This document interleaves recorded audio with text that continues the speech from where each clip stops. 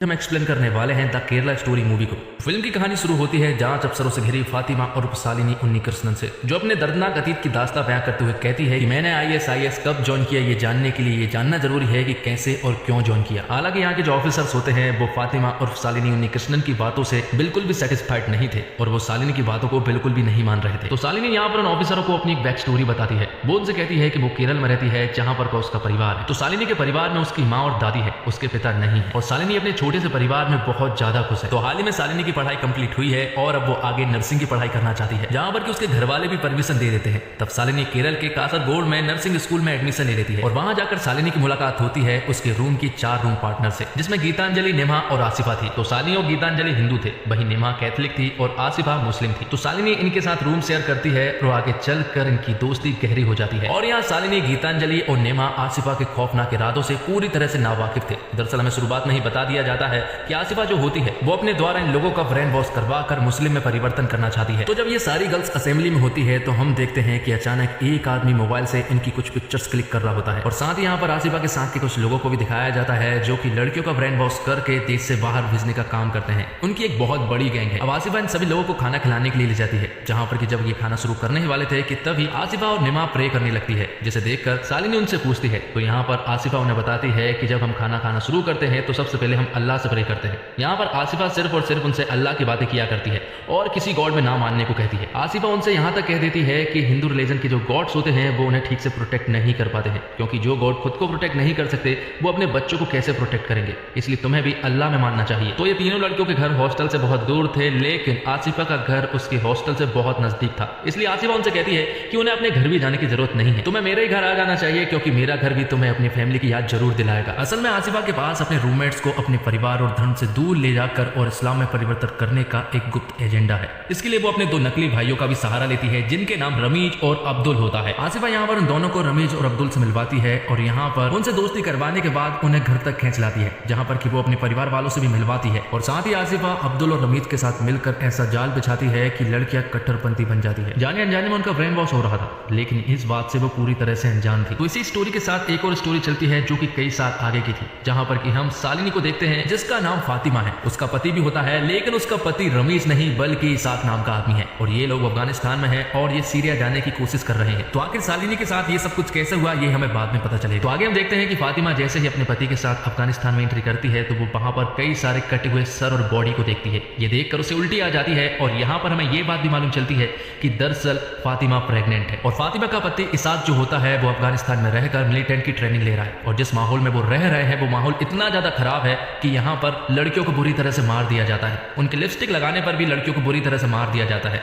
और अगर उन्होंने भागने की कोशिश की तो सभी के सामने उन्हें मार दिया जाता है। तो फातिमा प्रेग्नेंट है, हमें ये बात तो मालूम है और साथ ही फातिमा और इसाक पति पत्नी है ये भी मालूम है। और यहाँ हमें ये बात भी मालूम चल जाती है कि फातिमा के पेट में जो बच्चा है वो इसाक का नहीं है बल्कि किसी और का है। इसाक को मालूम है कि फातिमा प्रेग्नेंट है, इसके बावजूद वो उसके साथ जबरदस्ती करता है और उसका रेप करने की कोशिश करता है। ये सारी बात फातिमा प्रेजेंट में अपने कुछ ऑफिसरों को बता रही होती है, जिसके बाद कहानी फिर से फ्लैशबैक में पहुंच जाती है और आसिफा उन सभी लड़कियों को अपने रिलीजन की सारी चीजें सिखाने लगती है। और आसिफा के जो बॉस होते हैं वो आसिफा को चिल्लाते भी है, क्योंकि बहुत दिन हो गए थे और अभी तक वो तीनों लड़कियां उनके रिलीजन में कन्वर्ट नहीं हुई थी। तब आसिफा एक प्लान बनाती है और जब तीनों लड़कियां एक मॉल में गई थी तो वहां पर आसिफा कुछ लड़कों को भेज देती है और वो लड़के इन तीनों लड़कियों के साथ बदतमीजी करने लगते हैं और उनके बीच में फाइट भी हो जाती है, जिसमें कि ये सारे लड़के उन लड़कियों के कपड़े फाड़ने लगते हैं और मॉल में जितने भी लोग खड़े होते हैं वो बस चुपचाप देख रहे होते हैं। जिसके बाद ये तीनों लड़कियां रोते हुए घर पहुंचती है, जहां पर कि आसिफा उन्हें समझा रही होती है कि ये होना ही था क्योंकि तुमने हिजाब नहीं पहना था। कभी सुना है कि हिजाब वाली लड़कियों के साथ किन्हीं लड़कों ने बदतमीजी की हो? तो आसिफा की बातों से वो तीनों लड़कियां पिघल जाती है और अपने प्रोटेक्शन के खातिर हिजाब पहनना शुरू कर देती है। और हिजाब पहनने के बाद उन तीनों लड़कियों को सेफ फील तो हो रहा था, लेकिन आसिफा की प्लानिंग कुछ और ही थी। वो यहाँ पर उनको ऐसी ऐसी बातें बताती है कि उनका ब्रेन वॉश होना एकदम तय था। तो अब ये लड़कियां भी इस्लाम में मानने लगी थी। वहीं दूसरी तरफ गीतांजलि और अब्दुल का प्यार गहरा होता जा रहा था। ऐसा आज तक उन लड़कियों को कभी भी फील नहीं हुआ था, इसलिए वो लड़के जो भी कहते हैं उन्हें वो बात माननी ही पड़ती है और वो साथ ही उनके साथ रात भी बिताने लगी थी। अब कुछ दिनों के बाद शालिनी और गीतांजलि अपने घर पहुंचती है और घर पहुंचते हैं सबसे पहले जब उनकी माँ उन्हें देखती है तो वो हैरान थी, क्योंकि उन लोगों ने हिजाब पहना हुआ था और वो अपने परिवार वालों से ये भी कहकर आ जाती है कि उन्हें हिंदू धर्म में नहीं बल्कि इस्लाम के भगवान में मानना चाहिए। तो अब शालिनी और गीतांजलि जैसे ही वापस आते हैं तो यहाँ पर एक बहुत बड़ी प्रॉब्लम हो जाती है और वो प्रॉब्लम ये थी कि शालिनी प्रेग्नेंट हो गई थी, लेकिन रमीज इस बच्चे को एक्सेप्ट नहीं करना चाह रहा था क्योंकि दोनों के रिलीजन अलग है। तब यहाँ पर आसिफा उससे कहती है कि अगर शालिनी अपना धर्म चेंज कर ले तब तुम इससे शादी करके उसके बच्चे को एक्सेप्ट करोगे, जिस पर कि रमीज हाँ कर देता है, तब शालिनी अपना धर्म चेंज कर लेती है और उसके साथ साथ गीतांजलि भी अपना धर्म में परिवर्तन कर लेती है। तो धर्म के चेंज करने के बाद अब गीतांजलि और शालिनी की जिंदगी में प्रॉब्लम्स आना शुरू हो गई थी। गीतांजलि का जो बॉयफ्रेंड होता है अब्दुल, वो यहाँ पर गीतांजलि की कुछ न्यूड पिक्चर्स मांगता है और अब क्योंकि गीतांजलि अब्दुल से प्यार करती है इसलिए गीतांजलि को वो पिक्चर्स देनी ही पड़ती है। और इससे भी बड़ी प्रॉब्लम तो शालिनी के साथ थी क्योंकि रमीज उसे छोड़कर जा चुका था। ये वो बर्दाश्त नहीं कर पा रही थी, इसलिए वो आसिफा के पास जाती है और आसिफा उन्हें मौलाना के पास ले जाती है। मौलाना उन्हें बताते हैं कि रमीज जो है वो अपनी माँ के साथ किसी दूसरे देश में चला गया है और अब वो वहीं पर रहेगा, यहाँ पर नहीं आएगा। पर शालिनी घर वापस भी नहीं जा सकती है क्योंकि वो प्रेग्नेंट है और उस बच्चे को गिराना भी हराम होगा। तो मौलाना उससे कहते हैं कि वैसे ही तुमने बहुत पाप कर लिए हैं क्योंकि शादी से पहले प्रेग्नेंट होना ये बहुत बड़ा पाप होता है। मौलाना यहाँ पर इसाक नाम के आदमी के बारे में शालिनी को बताते हैं कि ये आदमी तुम्हारे लिए सबसे बेस्ट होगा और वो तुमसे शादी करेगा और तुम्हारे बच्चे को भी एक्सेप्ट करेगा और अल्लाह तुम्हारे पापों को माफ करे, इसलिए तुम्हें सीरिया जाकर एक बार अल्लाह के दरबार में अपने सर को झुकाना चाहिए। लेकिन अब क्योंकि शालिनी का ब्रेन वॉश पूरी तरह से हो चुका था इसलिए वो जो भी कह रहे थे वो उनकी सारी बातों को मान रही थी। वो इसाक से यहाँ पर शादी कर लेती है और फिर थोड़ी देर के बाद यहाँ पर हम देखते हैं कि ये बात कहीं ना कहीं शालिनी की माँ को पता चल गया था, इसलिए वो दौड़ती हुई यहाँ पर आती है और वो अपनी जब बेटी को देखती है तो वो हैरान थी क्योंकि उसकी शादी हो चुकी थी। और यहाँ पर मौलाना के जो लोग होते हैं वो शालिनी से उसकी माँ को नहीं मिलने देते हैं और शालिनी को अपने साथ ले जाने लगते हैं। यहाँ पर शालिनी से कहा गया था कि वो कोलंबो जा रहे हैं पहले तो हनीमून के लिए, जबकि वो लोग सीरिया जा रहे थे। शालिनी बैकग्राउंड में बता रही होती है कि पासपोर्ट वीजा ये लोग बहुत ही आसानी से कर लेते हैं और यहीं पर शालिनी का नाम चेंज होकर फातिमा रखा गया था। वो सारी प्रोसेस कर लेते हैं और वो पहले तो कोलंबो ही जाते हैं। यहाँ दूसरी तरफ गीतांजलि के पास अब्दुल कॉल करता है और अब्दुल भी गीतांजलि को अपने साथ सीरिया चलने को कहता है, लेकिन यहाँ पर गीतांजलि साफ मना कर देती है। वो उससे कहती है कि मैं अपने इंडिया को छोड़कर कहीं भी नहीं जाने वाली। तब यहाँ पर अब्दुल गीतांजलि को ब्लैकमेल करते हुए कहता है कि तुम्हारी जो न्यूड पिक्चर्स मेरे पास है, अगर तुम मेरे साथ नहीं चली तो वो उन पिक्चर्स को वायरल कर देगा।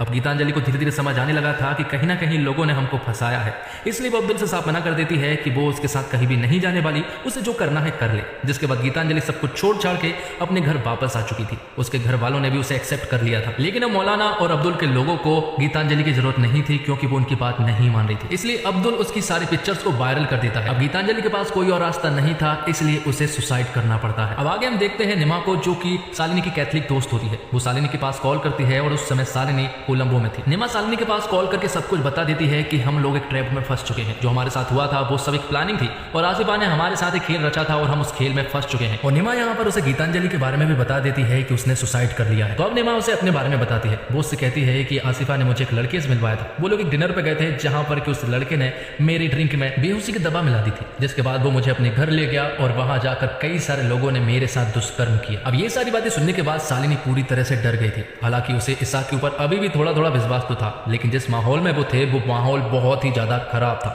वहां पर औरतों को बेरहमी से मारा जाता और उनके साथ दुष्कर्म किया जाता। यहाँ पर जितनी भी औरतें हैं वो इसी तरह लाई गई हैं। अब कुछ दिनों के बाद शालिनी को एक बच्चा होता है और वो इस बच्चे के बारे में सबसे पहले अपनी माँ को बताना चाहती थी, इसलिए वो किसी तरह से जुगाड़ करके अपनी माँ के पास मैसेज कर देती है, क्योंकि अगर वो कॉल करेंगे तो वो पकड़े जाएंगे। तो शालिनी यहाँ पर एक औरत की मदद लेती है और उसके मोबाइल फोन से वो अपनी माँ के पास मैसेज कर देती है। लेकिन जैसे ही वो वहां से बाहर निकलते हैं तो अचानक यहाँ पर कुछ लोग आते हैं और वो यहाँ पर उस औरत को मार देते हैं। अब यहाँ से किसी तरह से बच के शालिनी अपने घर पर पहुंचती है और कुछ दिनों के बाद यहाँ पर कुछ फिर से लोग आते हैं और वो यहाँ पर शालिनी को बताते हैं कि इसाक शहीद हो गया है। और तब वो शालिनी और उसके बच्चे को अपने साथ ले जाने लगते हैं। जहाँ पर शालिनी रुकी हुई थी वहां पर और भी कई सारे लोग मौजूद थे। यहाँ पर वो शालिनी के बच्चे को भी अलग कर देते हैं। वो शालिनी और शालिनी के साथ वाली औरतों को एक जगह से दूसरी जगह पर भेजते रहते हैं और जब वो एक जगह पर पहुंचती है तो शालिनी को यहाँ पर मालूम चलता है कि दरअसल इसाक जिंदा है और उसने भी उसका बस यूज ही किया है। यहाँ प्रेजेंट में शालिनी अपने ऑफिसरों को बता रही होती है कि उनका जो ग्रुप था उनमें से हर रोज एक लड़की के साथ बुरी तरह से व्यवहार किया जाता था और उनके साथ रात भर दुष्कर्म किया जाता था। यहाँ दूसरी तरफ हम देखते हैं कि निमा पुलिस के पास पहुंच चुकी थी और वो पुलिस वालों को वो सब कुछ बता देती है जो कुछ भी उनके साथ हुआ है, लेकिन पुलिस भी उनके साथ कोऑपरेट नहीं कर रही थी। यहाँ पर निमा उन्हें बताती है कि केरल में हर साल हजारों लड़कियों का धर्म परिवर्तन होता है और इतनी सारी लड़कियां गायब होती है जिनके बारे में आपको मालूम ही नहीं है, लेकिन पुलिस वाले भी उनकी यहाँ पर FIR दर्ज नहीं करते हैं क्योंकि निमा के पास कोई भी लीगल प्रूफ नहीं था। और दूसरी तरफ हम देखते हैं कि अफगानिस्तान में इन सारी लड़कियों को दूसरे ट्रेजिक कैंप में ले जाया जा रहा होता है और शालिनी ने मैपिंग काफी अच्छे तरीके से की होती है, तो उसे बहुत अच्छे से मालूम है कि अगर कहीं से भागा जा सकता है तो वो यहीं से, और अगर वो यहाँ से भी नहीं भाग सकी तो उनका भागना नामुमकिन है। इसलिए मौका देखकर वो यहाँ से भाग जाती है। उसके साथ दो और भी लड़कियां थी, लेकिन उन दोनों लड़कियों को मार दिया जाता है, लेकिन शालिनी यहाँ से सही सलामत भाग जाती है। लेकिन आखिर में वो अफगानिस्तान के कुछ सोल्जर के हाथ लग जाती है और उसी के बाद से शालिनी उन ऑफिसरों को ये सारी स्टोरी बता रही होती है। तो दोस्तों, फिल्म खत्म होने के बाद उन परिवार के लोगों को असल इंटरव्यू दिखाए गए हैं जिनके साथ ये सब वाकई हो चुका है। एक हंसते खेलते परिवार की युवती शालिनी, जिसे अपनी संस्कृति, अपनी परिवार, अपने रहन सहन और अपने आस पड़ोस से प्यार है। नर्स बनने के लिए वह नर्सिंग कॉलेज आती है। हॉस्टल में उसकी जिन युवतियों से दोस्ती होती है उनमें से एक उसे एक ऐसे रास्ते पर ले जाने का ताना वाना बुनती है जहां से वापसी की राह ही नहीं है। केरल से श्रीलंका, श्रीलंका से अफगानिस्तान और अफगानिस्तान से सीरिया का उसका सफर वहां आकर थमता है जहां उसके जैसी तमाम लड़कियां आतंकवादी संगठन ISIS के कैंप में सिर्फ इसलिए जमा की गई कि वे इन आतंकवादियों की देह की भूख मिटा सके। कहानियां फिल्म में और भी है, लेकिन ये कहानी झकझोर देने के लिए काफी है। और धर्म परिवर्तन कोई नया मुद्दा नहीं है और कई कहानियों में इस बात को पहले भी दिखाया जा चुका है। कभी धर्म में छुपे शोषण ने लोगों को धर्म परिवर्तन के लिए मजबूर किया है, तो कभी जबरन भी धर्म परिवर्तन की घटनाएं लगातार सामने आती रहती है। बीते कुछ वर्षों में प्यार के चलते मजबूर कर धर्म परिवर्तन के सैकड़ों मामले सामने आए हैं, जिसे लव जिहाद का नाम दिया गया है। लेकिन साल 2016 से 2018 में केरल में ऐसे हैरान करने वाले कई मामले सामने आए जिनमें लड़कियों को किसी न किसी वजह से इस्लाम अपनाने के लिए मजबूर किया गया और उन्हें इस्लामिक स्टेट यानी ISIS के लिए तैयार किया गया। सुदीप्तो सेन की द केरला स्टोरी केरल में घटी ऐसी ही सच्ची घटना पर आधारित कहानी है और फिल्म में लड़कियों की कहानी सच्ची है, इसलिए उनकी पहचान छुपाकर उनके बयान भी दिखाए गए। वरना बहुतों को कई बातें इस मूवी की आसानी से हजम नहीं होगी। कैसे हिंदू और ईसाई धर्म के देवताओं की बुराई करके इस्लाम के अल्लाह की तारीफ की जाती, कैसे खौफ दिखाकर मासूम लड़कियों को डराया जाता, कैसे उन पर हमला करवा कर यह साबित किया जाता कि तुमने हिजाब नहीं पहना था इसलिए ऐसा हुआ, कैसे हिंदू धर्म की लड़कियों को अपने ही धर्म ग्रंथों देवताओं की ज्ञान नहीं होता है, कैसे केरल में पुलिस और प्रशासन ऐसी शिकायतों पर ध्यान नहीं देता। इन सब को सुदीप्तो सेन ने न केवल बारीकी से बल्कि उससे भी ज्यादा हिम्मत के साथ इसे अपनी मूवी में पिरोया है। ऐसे में मूवी लव जिहाद जैसे एक ऐसे विषय की सच्चाई को दिखाती है जो अब तक धार्मिक आवरण के चलते दिखाने की कोई हिम्मत नहीं जुटा पा रहा था। उसे फिल्म के प्रोड्यूसर और क्रिएटिव डायरेक्टर विपुल अमृत शाह की मदद से सुदीप्तो सेन ने दिखाया, इसलिए आप चाहे इस साइड हो या उस साइड फिल्म को देखना तो बनता है। फिल्म में कम्युनिटी हो या कट्टर इस्लामीवादियों पर कटाक्ष भरे कई डायलॉग्स का इस्तेमाल किया गया है जो राष्ट्रवादियों के सोशल मीडिया पेज पर जल्द नजर आ सकते हैं। और विवादों से बचने के लिए सुदीप्तो सेन ने न केवल फिल्म में असली पात्रों से मिलवाया बल्कि अपने आंकड़ों को कहां से लिया और जिन पर आरोप है वो कौन कौन है उनके बारे में भी इशारा किया। पर्दे पर लिखा आता है कि मूवी की नायिका शालिनी की असल जिंदगी में धोखा देने वाला अभी भी केरल के एक शहर के बीच बाजार में पिज्जा शॉप चला रहा है। तो हैरत भी होती है और यही वो हैरत है जो इस मूवी की नैया पार लगाने वाली है। अगर फिल्म के तौर पर देखा जाए तो ये फिल्म शानदार है। इसका एक एक सीन आप पर असर डालता है। जब फिल्म में लड़कियों के ब्रेन वॉश करने के डायलॉग आते हैं तो आप भी उन्हें सुनकर हिल जाएंगे। और फिल्म में एक भी फ्रेम ऐसा नहीं है जहां आप स्क्रीन से नजर हटा सके और लड़कियों के परिवार पर क्या बीतती है। ये सीन जब आते हैं आपकी आंखें नम हो जाती हैं। कुल मिलाकर ये फिल्म आपको एक एक्सपीरियंस कराती है। उन लड़कियों की कहानी को आप थिएटर में बैठकर जीते हैं और महसूस करते हैं।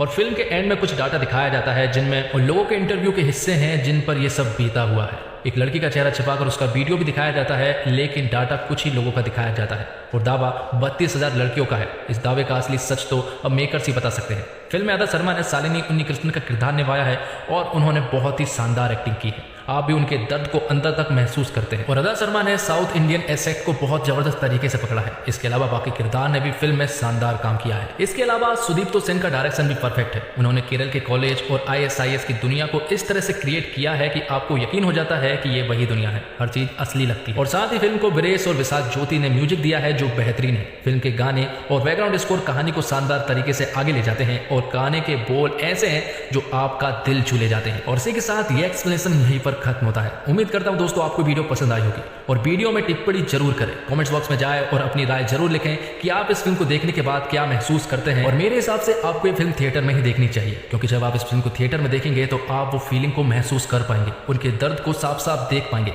एक्सप्लेनेशन में बस आपको स्टोरी बता सकता हूं, फील नहीं करा सकता। लेकिन जो मेरे भाई बहन थिएटर नहीं जा सकते उनके लिए एक्सप्लेनेशन वीडियो है और उन्हें फील कराने की कोशिश की गई है। तो उम्मीद करता हूं आपको वीडियो पसंद आई होगी।